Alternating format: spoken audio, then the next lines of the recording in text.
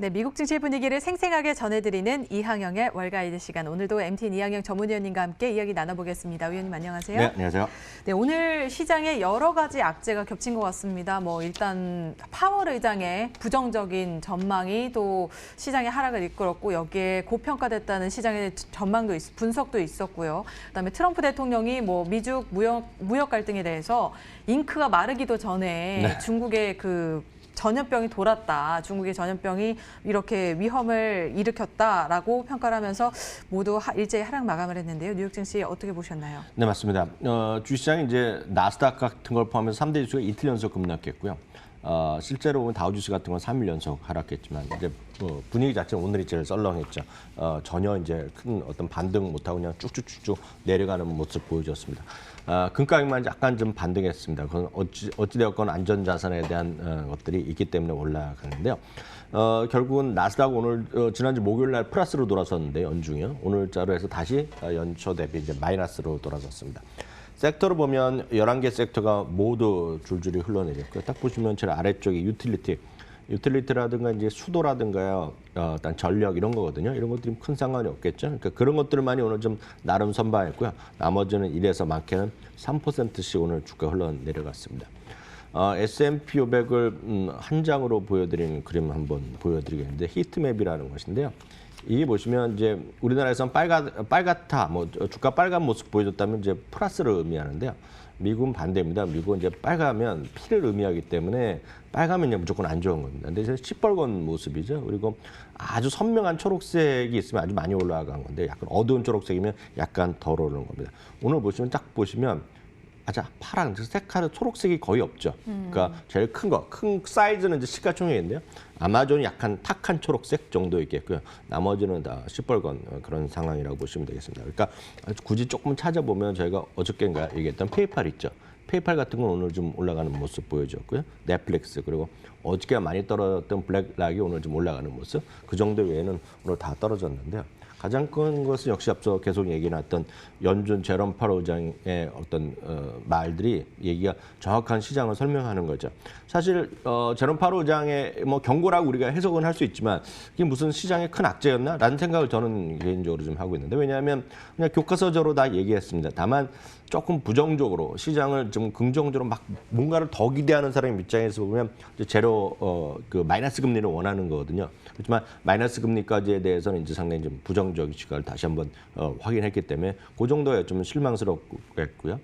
지금 미국 경제가 아주 어렵고 지금 잘못하면 더 떨어질 수 있다. 누구나 다 아는 거죠. 그렇기 때문에 적극적인 노력을 더하고 자기네들도 하고 있고 이제 백악관도 해야 되고 대학가는 돈이 있어야 되는 거 아닙니까? 그거는 이제 의회이기 때문에 상원, 특히 하원도 많이 지원을 해달라면 그런 얘기 정도 한 것이지만 어찌됐건 듣기에 따라서는 결국 그런 말들이 나와서 야 지금 미국의 최고의 어떤 통화 정책을 갖고 있는 사람이 미국 경제가 아직은 안심할 때가 아니다 얘기했으니까 이거 자체가 오늘 악재였다라고 일단 어떤 계기가 된 것만 분명하다 설명할 수 있겠습니다. 굉장히 강력한 비유를 했거든요. 오늘 세계 2차 대전 때만큼이나 재정 지원을 했고 또 그만큼의 어려움을 겪고 있다라고 말을 했습니다. 사실 어제 제가 동생하고 연락을 했는데 미국 내에서도 이 코로나가 상당히 오래 갈 것으로 예상을 하고 있는 것 같아요. 동생이 이제 샌프란시스코 쪽에서 살고 있는데 네네. UC 버클리가 이번 가을 학기에 온라인 계약을 하기로 모두 일제히 전환을 했다고 하거든요. 그래서 미국 내에서도 가을까지는 이번 하반기까지는 계속해서 코로나가 이어질 것으로 예상을 하고 있지 않나 하는 생각이 듭니다. 네, 맞습니다. 대학교 얘기도 하셨지만 사실 그것 때문에 아마 방송 보시는 분 중에서 제일 곤혹스러운 분들은 유학생들 있지 않습니까? 그죠. 그리고 올 가을에 미국 유학을 준비했던 분들은 지금 멘붕이거든요, 지금은. 그죠. 자기 인생에서 가장 비싼 온라인 강의를 듣고 있다고. 그러니까 또 학생들, 젊은 사람들 입장에서 보면 자제분들 입장에서는 돈보다는 이제 약간 자유로움을 느끼는데 한국에서 있으면 이게 자유롭지 않지 않습니까? 부모랑 있으니까. 그죠. 그러니까 그런 스트레스 받는 것들이 많은데 그게 하여튼 현실이다라고 좀 이해하셔야 되겠고요. 네, 또 오늘따라 부정적인 시각을 보여준 전문가들도 많았죠. 네, 맞습니다. 대표적인 인물이 앞서도 자세히 설명했지만 데이빗 테퍼죠. 아폴로사 매니지먼트를 창업했고 어찌됐건 그 세상에서 가장 돈이 많은 투자자 중에 한 명이 되겠는데요. 닷컴 버블 이후에 여하튼 지금 버블이 이런 버블이 없다라는 얘기를 하는 거죠. 12개월 예상 실적 기준 PR이 20배 이상이라고 말씀드렸고 어저께 저희가 나스닥 100이 됐건 나스닥이 됐건 엄청난 제가 버블을 같은 그러니까 고평가로 볼 수 있는 것들을 많이 보여드렸죠. 특히 팡 같은 거, FANG 딱 네 종목으로 보면 PR이 65배 되는 걸 보여줬는데요. 그거에 대한 일반적인 시각을 오늘 테퍼가 다시 한번 얘기해줬다 보셔야 되겠고요. 그 이제 대표적인 것들이 모여 있는 것이 구글, 페이스북, 아마존 아닙니까? 그것이 소위 대표적인 팡을 설명하는 건데 이분의 표현이 이겁니다. 아무리 오늘 아마존은 구체적으로 얘기했지만 아무리 아마존이 잘 나가고 아무리 무슨 구글이 잘 나가고 아무리 페이스북이 잘 나가더라도 쉽게 얘기해서 지금 fully valued라는 얘기인데 그냥 우리말로 제가 그냥 쉽게 표현하자면 차고 넘치는 가격이라는 겁니까? 그 이 가격은 진짜 다 모든 걸 다 설명했다. 그러니까 너희들이 꿈꾸는 모든 것들이 이미 반영돼 있는데 여기서 뭐가 더 올라겠냐를 얘기를 fully valued라는 표현을 썼다라고 전 이해를 하고 있고요. 그럼 이제 주가를 아마존의 주가를 보여드리는데 아마존 최고가에서 약간 조정 보여줘 있지만 저것만 갖고는 여러분들이 이해를 부족할 것 같습니다. 아마존의 PR을 제가 오늘 현재 이 가격 대비 말씀드리겠는데요. 실전 PR은 두 가지가 있습니다. 그래서 트레일링 PR이라는 게 있습니다. 그게 뭐냐면 과거 12개월 전부터 지금까지의 12개월에 발표된 실적이 있지 않습니까? 그게 이제 우리가 더 쉽게 얘기하면 현재 실적 대비 PR을 얘기하는데요. 그게 이제 112.6배입니다, 지금요. 112.6배. 그리고 12개월 후를 예상 땡기어서 보는 거가 60배인데요. 쉽게 얘기하면 그렇게 하면 많은 분들이 우리나라 코스닥 테마주 하신 분은 이런 거 보질 않기 때문에 그 의미가 없다고 할 수 있겠지만 미국에서는 그렇지 않거든요. 그래서 112배라는 게 뭐냐면 더 쉽게 여러분들 그 개념을 약간 보충해서 말씀드리면 매년 돈을 버는 거 아닙니까? 이익이 나오잖아요. 그 이익을 100년치 벌어야지 그 주가가 설명된다는 겁니다. 100년치. 그러니까 그만큼 엄청나게 그 고평가됐다라고 보는 사람들의 입장에서 보면 그렇게 얘기할 수 있고 그건 좋다 이거죠. 내년까지 좋아지니까 그거를 미리 땡겨서 이익을 땡기는 겁니다. 이익을 계산해서 한 거가 60배. 그래봤자 60년을 모아야 된다는 얘기이기 때문에 이거 말도 안 된다고 생각하는 사람은 진짜 말도 안 되는 얘기를 하고 있고요. 정확히 제가 반대되는 얘기를 하면 이렇게 할 수 있습니다. 그 아마존도 마찬가지고요. 구글도 마찬가지, 애플도 마찬가지인데요. 지금의 현재 일만 아마존이 한다. 그러니까 예를 들어서 지금 우주 사업도 하고 수많은 예를 들어서 딜리버리에서 더 많은 투자를 하고 지금 이번에 2분기에도 딱 핵심 이슈가 이거 아닙니까? 직원들과 커뮤니티, 지역 사회를 위해서 좀 더 안전한 사회를 만들기 위해서 헬스케어 하는 것들 더 그러니까 그 사람들 의료 설비, 의료 지원을 해주겠다 해서 돈을 더 주겠다. 그 수많은 앞으로의 사업을 위해서 더 좋은 일을 투자를 안 하는 거죠. 제프 베조스가 이런 얘기를 했습니다. 자기가 했던 투자 중에 성공한 것도 실패하고 있는데 결정적으로 성공하고 실패할 사업을 투자를 하나도 안 하잖아요. 그러면 지금 이 아마존의 PR이 S&P 500 평균 20배보다 아래입니다. 그리고 과거에도 아래였습니다. 무슨 얘기냐면 미래를 꿈꾸는 사람의 투자를 했기 때문에 PR이 높다라고 아마존을 좋게 보는 사람은 그렇게 시각도 있다. 그렇기 때문에 늘 말씀드리지만 누구 오늘 안 좋은 얘기를 오늘 할 수 없이 많이 해드리겠지만 안 좋게 얘기하는 사람 반, 좋게 하는 사람 반이 있기 때문에 다양한 시각이 있기 때문에 그 결정은 고스란히 투자자들이 하는 거거든요. 그래서 그렇게 좀 이해하시면 좋겠고요. 오늘 그보다는 이제 그런 테이퍼 얘기 말씀드렸고요. 구겐하임의 CIO인 스캇 마이너드 얘기를 오늘 다시 한번 해드리겠는데요. 이분은 이제 딱 테이퍼 같은 얘기 나오고 오늘 주가 좀 떨어지니까 또 나름 신이 난 겁니다. 그래서 이거 지금 딱 얘기하는 거 트윗을 딱 날린 겁니다. 뭐라고 얘기하냐면 시장이 완전히 이번 반등 랠리를 완전히 탑을 했다는 거, 완전히 찍었다는 겁니다. 그러면서 이제 좀 여러분들 두고 봐야 된다. 뭐냐면 1930년 같은 상황, 1930년은 최악의 상황이죠. 그때 보면 비공식이지만 그 실업률 38%, 40% 갔을 텐데요. 그런 30년 같은 상황이 정말 올 수 있을지 한번 두고 보자. 이런 얘기까지도 날린 것이 바로 스캇 마이너드다라고 이해하시면 되겠습니다.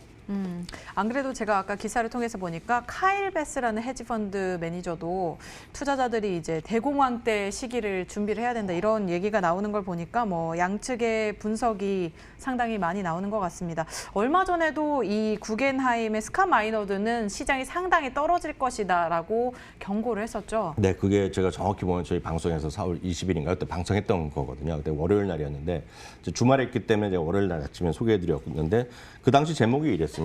S&P 500이요 1200까지 떨어질 수 있다라고 경고했다는 겁니다. 혹시 그 영상, 그 뉴스 보시면 계실지 모르겠습니다. 제가 저희 코너에서 제일 많이 조회수 된 게 그 코너더라고요. 1200 뭐 이렇게 하니까 좀 자극적인 제목이 됐겠죠.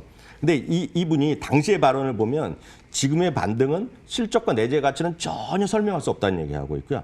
단지 낙폭과대했다는 유동성에 의한 장세, 그리고 글로벌 경제 셧다운이 2년 동안 떨어질 거라는 얘기하고 있는데요. 그럼 이분이 이 스칸 많이 넣은 사람이 또 그때만 했느냐. 그래서 버로 보여드리는 앞서 그림 다시 한번 보여주면 좋겠는데요. 작년 4월에도 그런 일이 있습니다. 작년 4월에도. 아니, 그 축구 선수, 예, 이거는요. 이거는 작년 4월 숫자입니다. 4월 10일이거든요. 그 당시 주가가 2,700, 600 막 올라갈 때인데요. 그때도 이미 얘기했던 겁니다. 뭐냐면 다음에 다가올 리세션을 그분은 그 당시에 2020년 상반기라고 그랬습니다. 2020년에 리세션이 다가올 텐데 그렇게 심각하진 않을 거다는 리세션. 다만 주가는 그 당시에도 저기 보시면 제가 빨간색으로 써놓고 해놨는데 그 당시에도 최소한 40에서 50% 떨어질 거라고 얘기했던 사람이거든요. 그러니까 맞다 틀리다를 떠나서 항상 소신껏 자기가 얘기하는 사람이다. 그래서 저걸 갖고 너무 또 겁을 먹지 마시라 이렇게 네. 말씀드리고 싶습니다. 네, 앞으로도 계속해서 뭐 어떤 분석들이 나올지 계속해서 지켜보셔야 될 것 같고요. 오늘 특징주로는 또 어떤 것들이 있었을까요? 네, 특징주는 이제 그 항공주를 다시 말씀드리겠는데요. 항공주는 모르겠습니다. 항공주는 뭐 좋아하시는 분도 계시고 번스타인 같은 데서는 뭐 그 된다. 그리고 일부 항공사에서는 뭐 살아날 수 있다는 얘기하는데 뭐 늘 말씀드린 주식엔 정답이 있을 수 없기 때문에 여러분들이 지금 비행기 타고 여행 가겠다. 유럽도 가고 미국도 막 가겠다. 놀러 다니겠다 하시면 사면 되는 거고 그렇지 않으면 이제 약간 갸우뚱하시면 되겠습니다. 아까 안 그래도 종목 뉴스에서 전해드렸었는데 빌 밀러가 네. 코로나19 백신이 나오지 않을 것으로 예상을 하고 항공주를 사지 않겠다, 네. 않았다라고 네. 말을 했다고도 하거든요. 그런 거죠. 델타 항공이 오늘 7, 8% 떨어졌고요. 아메리카 항공도 또 6% 이상 또 떨어졌습니다. 거의 다 비슷한 얘기입니다. 이렇게 된 거는 앞서 또 잠시 얘기 하나 빠진 게 있는데요. 릭 브라이트라고 이제 미국 생물의약품 첨단 연구개발부 이름도 어려운데 거의 국장인데 이분이 한 달 전 좀 한 달도 안 됐는데 이때 이제 거기서 업무가 자리가 바뀌었어요. 그때도 이제 백악관과 이제 긴장감이 이래서 했거든요. 이분이 소신껏 얘기하는 분인데요. 이분이 했던 얘기 오늘 의회 증언을 앞두고 이제 예미 서면만 제출했는데요. 이런 거죠. 코로나 대책에서 잘 대처하지 못하면 현대사에서 최악의 겨울이 올 거라는 얘기하고 있거든요. 바로 이런 상황에서 딱 보면 비행기를 타겠느냐 이 얘기를 지금 하는 겁니다. 사람들이. 그래서 비행기를 타겠다는 사람들은 주식을 사면 되는 거고 늘 말씀드리지만 그 정도 이해하시면 되겠고요. 모건 스탠리는 오늘 약간 다른 얘기를 하고 있는데 약간 다른 쪽 제시를 하고 있는데요. 어도비를 얘기하고 있습니다. 어도비는 저희도 여러 번 얘기해드렸지만 어도비가 없으면 저희 방송국에 돌아가지 않는다고 보시면 되죠. 편집이 안 되니까. 그리고 여러분들 포토샵이나 여러분 모든 문서 주고받고 대학생들이 요즘 초등학생, 중학생 온라인 교육하는데 선생님 자료 보내잖아요. 그런 것들은 어도비 같은 걸 많이 PDF 파일 보내는데 바로 얘네가 하는 거거든요. 그래서 어도비거든요. 어도비가 이런 표현을 쓰고 있습니다. 험난한 바도에서 잔잔하게 계속 갈 수 있는 형태. 그런 표현을 쓰면서 지금 오늘 어도비를 여전히 매수 추천했고 다만 오늘 재미는 없었습니다. 특이한 것은 제프리 증권에서 중국에서 알리바바의 다음에 밀려서 2위라고 있는 JD.com에 대해서 중림에서 매수로 의견을 올렸는데요. JD.com 거의 사상 최고가에 다시 바짝 다가서는 모습이었고요.